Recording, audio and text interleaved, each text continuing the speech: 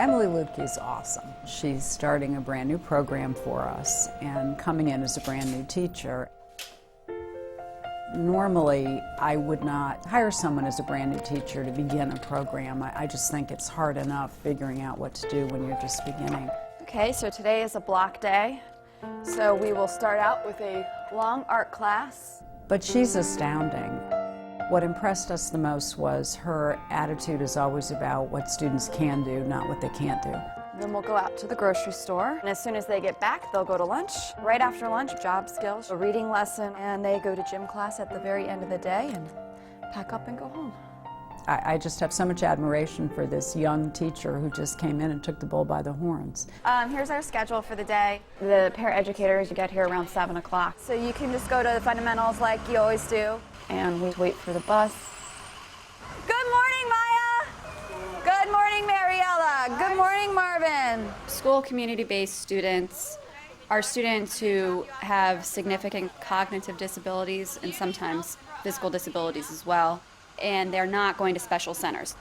John, honey, you not feeling good? It's a busy day, and it's a long day. You guys go ahead. I'm going to take John down to the nurse right now. John, hon, okay, calm down. We had a problem up in the main lobby of a youngster getting sick. Let's go to the nurse, okay? Let's walk, buddy. And the nurse isn't here yet. Could somebody come and sit with him in the nurse's office? Okay. So, that's sometimes the way we start out our mornings. Hello, everybody. So the goal of the school community-based program is for the students to gain access to the general ed curriculum, mostly in reading, writing, and math. And then, of course, we have the community-based component so that when they get their certificate, then they can go on and be very functional adults. Do you need to walk to the nurse with me? One thing that happens with my students, they very much can set each other off. So for instance, when John came in and got sick right away, that will frequently result in other students feeling sick all of a sudden or being upset. It's very intense the first year. You have a new teacher who is managing quite a few things at one time. Show me where your hands are supposed to be, not on my head. That's right, Marvin, at your sides, let's go. Even in the school community-based program, expectations are very high for all students, so that puts a lot of pressure on teachers. Moving to the art class is always harder. I just wish it didn't happen first thing in the morning because this is my planning period. So. One of the things I always take great pride in with Blake students is how tolerant they are. They're very accepting, they're very tolerant. And the response I see from our kids is, okay, yeah, these are kids in our school. Yeah, they may be a little different, they may have some different needs, but you know, so what? That's cool. Thank you for turning around, okay? Yeah, he did. The rest of the day, no hugs, hon. Let's do high fives. Miss Lutke has those students 7 hours a day. They're learning to be adolescents, so you have that kind of behavior. Because John's not feeling well, John and he is said very he wants sick. to make a card for him so he'll feel better. So she is going to be seeing a whole gamut of emotions throughout the day, probably more so than most parents would see. I really want them to be able to succeed, particularly in the workplace. All right, where are we going today? Grocery store. That's right. I think grocery shopping in particular is just a very important trip. It's an important place for students to be able to feel comfortable, and most of my students are working on different skills. So we'll say hi to the clerk. Hi. That's right, Miss Maya. Hello. You ready to go grocery shopping? Can? I don't know. What do you want to buy? What is that? This thing. A carton? Good job, Tom. Why don't you ask him your question, Brandon? Where are Salt. 7. Go ahead. 59 cents. Very good. Now here's the part where we have to weigh something. Put them down. Every day is different. Every day I kind of have to attack the problem in a different way.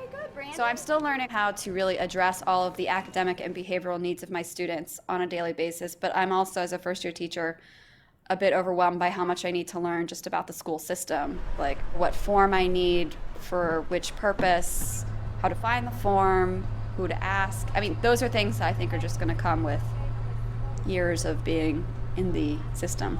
I have to go down and feed Maya. I like working with a lot of other adults. It's really nice because they're all very willing to give me feedback on how I'm doing and give me great suggestions. With these kids, sometimes you have to be so creative, and I'll have somebody from InterActCom or the speech pathologist come in and I'll ask her, you know, how can we do this? Something's not working. Someone will have a great idea. So that's what the great thing about it is. The only thing I have trouble with is keeping it all straight. Time management is a major piece that we work with new teachers, because you're not just working with the student who you can mold, but you're also working with another adult who has their idea of what should be going on in the classroom. If I had a goal for the general ed students who come in contact with the school community-based students, my goal is that they learn how to be comfortable talking to someone who's not exactly like they are. I think it's really important to learn that when you're young, that people who have disabilities are just like everybody else. I think I'll take it because I want to make sure it works. You know, and you'll show me how to use it when you come back? Yeah. Mike Walsh has been a very good resource for me. I'm a consulting teacher, and what we do is go into classrooms and support new teachers, novice teachers who are coming in, and we help them learn about Montgomery County's standards of teaching. We help them learn about curriculum. We help them learn the ropes and supply any kind of supports that we can. The intent of all of this is teacher retention. The disruption caused by teachers coming and going certainly impacts the overall effect of our educational process. So we want to attract the very best teachers we can, and then we want to keep them. It's a whole network of people who are dedicated to ensuring Emily's, as well as every other new teacher's, success. It's the all-time essay reports. Good, good, good, good, good, good, good.